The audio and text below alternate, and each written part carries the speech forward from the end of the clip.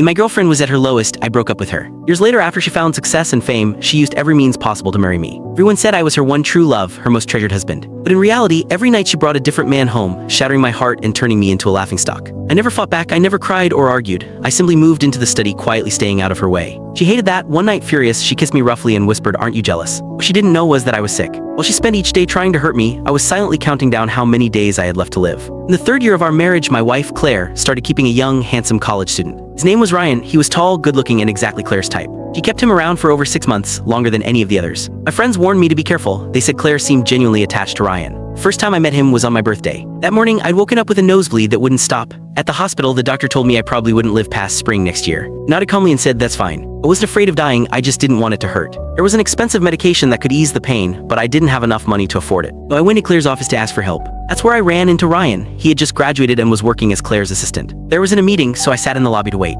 Ryan kept glancing at me, then leaned over to whisper to his coworkers, "So, that's the husband. He looks awful, so skinny and sickly, like he's on his deathbed." He laughed and added, "People say I look like him, but I don't see it. I'm way better looking." I caught my reflection in the glossy glass wall, messy hair, a puffy coat that made me look even frailer. He wasn't wrong, I wasn't much to look at, just a man waiting to die. A coworker nudged him and whispered, "Don't underestimate him. If he cleaned up, you wouldn't even compare. And don't forget, Claire loves him. If you piss him off, she'll destroy you." Ryan wasn't convinced. He rolled his eyes and smirked. He brought me a cup of tea and asked mockingly, "So, Mr. Baker, why is Claire making you wait so long? It's weird. Whenever I stop by, no matter how busy she is, she always makes time for me. She says I'm her priority." He smiled smugly, and for a moment I saw a bit of my younger self in him. I thought about it. Claire did treat Ryan differently. She did countless lovers over the years, using them as pawns in her game to provoke me. Every night she brought home someone new, testing my limits. But she never kept them around for long. A day or two, maybe a week. She always got bored quickly. Ryan, though, was different. She spoiled him. She took him out to dinner, shopping, and movies. They acted like an ordinary, happy couple. She gave him money, but she also gave him affection. I looked at him and smiled gently. If you're so important to her, why settle for being her dirty little secret? You should convince her to divorce me and marry you instead. Ryan's expression darkened instantly. He glared at me, his voice shaking with anger. "You're the one who's useless here. You're nothing but a kept man.